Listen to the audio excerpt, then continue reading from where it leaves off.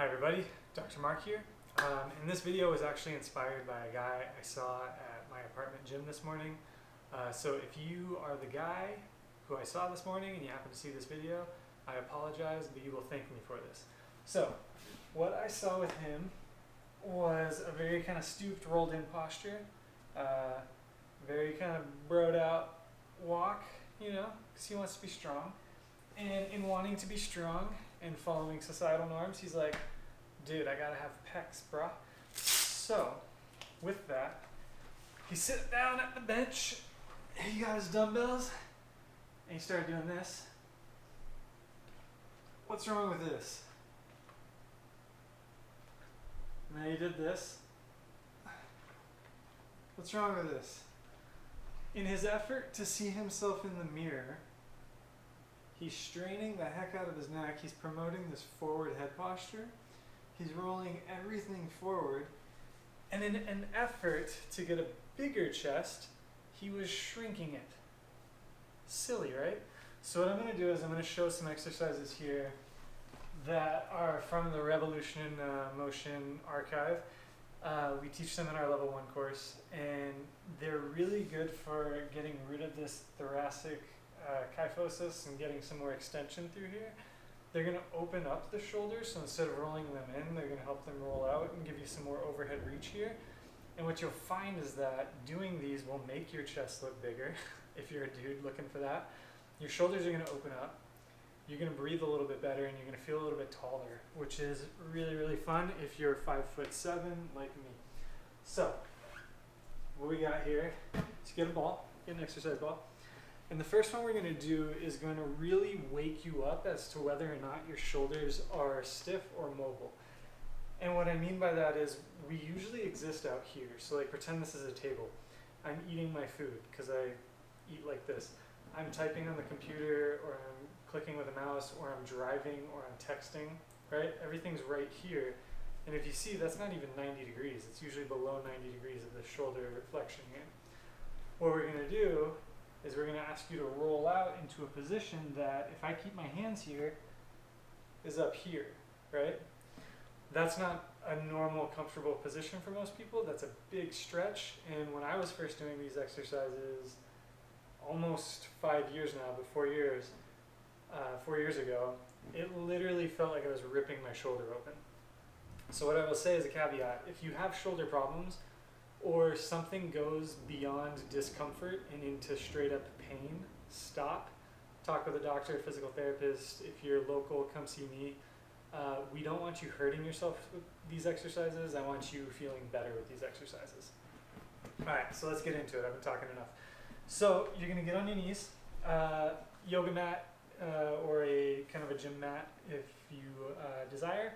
If you cannot sit on your legs like this, what I recommend is grabbing like a foam, why can I not think of the name right now? Can't think of the name right now, but a little piece of foam. They have them in massage tables. It's going to come to me at the end of the video. But you can sit on a piece of foam, a foam roller, or a pillow. You can stuff it under there so that you're not flexing at the knee so much. This might be more the crowd that has osteoarthritis or in particular knee replacements. Don't get very far back. So with that, if you can, sit back on your heels. If not, find a comfortable way to get back this way. You want your knees tight together. If I had a piece of printer paper here, I shouldn't be able to slip it through. These are tight, right? Not out here, here. Then what you're going to do is you're going to roll the ball forward so that your arms are overhead, your hips are right above your knees. I'm actually going to scooch back a little bit. So sit down, knees together, hips are right over the knees, arms are overhead, back is flat. And the key here is that you're not dropped like this, and you're not rounded like this. You're not short like this. We're nice and flat. And how we're going to do this, how we make that flat possible, is if you imagine you've got your pubic bone and you've got your belly button, right? Right in between there, think about activating that lower part of your ab and drawing it in towards your spine. So if I'm not active, right, my back falls forward. When I activate that part of my core, boop, tilts my pubic bone up, brings my pelvis a little bit posteriorly. We're not looking for straight up posterior pelvic tilt, but we're looking for sort of a neutral position. So, get to here, stretched out. If you can't hear, Arizona is thundering right now and I'm really enjoying it, so the door's open. So, knees together, back flat, hips over the knees, arms extended, elbows straight. Shoulders might feel like they're going to rip out of their sockets. And what you're going to do is you're going to hollow those abs up and use your abs to initiate the movement of rocking backwards and forward, never coming in front of your knees. Okay? As you rock, you're imagining reaching out forward and reaching out backwards. So from the fingertips to your tailbone, you're getting long and you're creating space between each vertebrae. So you're getting nice and long, nice and flat. What we do at the courses is I'll actually put a ball on your back. And I say, imagine this is a cup of water and I don't want you to spill it. So you're rocking back and forward, but you're staying very flat. Which this exercise, if done right, if you're new to it, it's going to hurt your shoulders. It's going to feel very stiff and tight through here. But once you get better at that, once your shoulders mobilize, you're going to feel this a lot in your abs. To the point that when I demo it, like I start to shake because my abs are like, woo, this is good. With that, shoulders are tight, spread them out wider, okay? Getting them out here is going to take a little bit of the strain off. So instead of being tight up like this, you're out like this in a Y. It takes some of the pressure off the shoulders, and then as you get better, you can inch your way back into the middle, okay? So that was the kneeling overhead rock. Next in the series, kneeling overhead lift. So we take this position and we get really long and we activate our abs and we open the shoulders and we lengthen the spine and we take that long position and we stay long and we stay flat and we sit back down. From here, without engaging these guys too much, because we all have tight traps. We're all stressed, we're all anxious, we're all like, oh, what's the government doing? And what we need to do is just relax a little bit. So what we're going to do, we're here, we stay long, we bring the shoulder blades down, we bring the shoulder blades up, down, up. It's not this, it's stiff-armed, moving the shoulder blades up and down the rib cage. And what you'll find is that desk jobs, driving, and texting directly counteract the free mobilization of the scapula.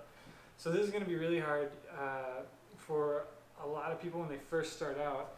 And what's going to make it easier is if you bounce between these two exercises, or even these three exercises I'm going to show in a full video.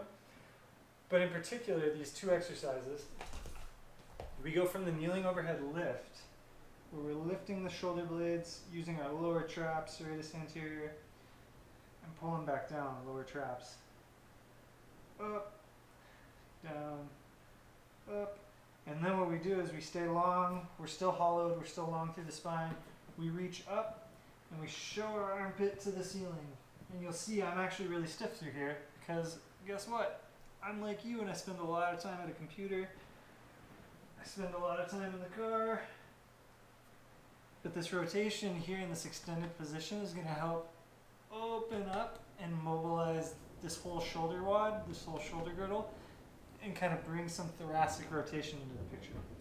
So you can start with two hands here, and then as you just saw, as you kind of mobilize a little bit, you can reach this arm across and use it to push on your thighs to open up further, whichever way you're rotating to. So I'm rotating to the left, I'm driving my hips to the right. So I'm lengthening this whole posterior oblique system. Same thing to this side. Ba-boom. Alright, so we are coming up on 10 minutes here. So what this looks like as a sequence, you get your ball, you go back, you watch me ramble about frog rock, you do some frog rocks. After you're done with your frog rocks, so we've been rocking and rolling, we go, now that my hips are a little open, my back's a little bit relaxed, what I'm going to do is I'm going to engage my abs to further relax this back, further lengthen this spine, integrate my shoulders, and I'm going to do an overhead rock. And so I do this until I feel nice and long. I usually spend 1 to 2 minutes on each exercise when I'm doing this for my own practice. I stay long, I sit back, I do the lift, I say, can I mobilize my scapula? Do I move better than a caveman? And then if my scapula is not moving so well, I try to mobilize the T-spine a little bit.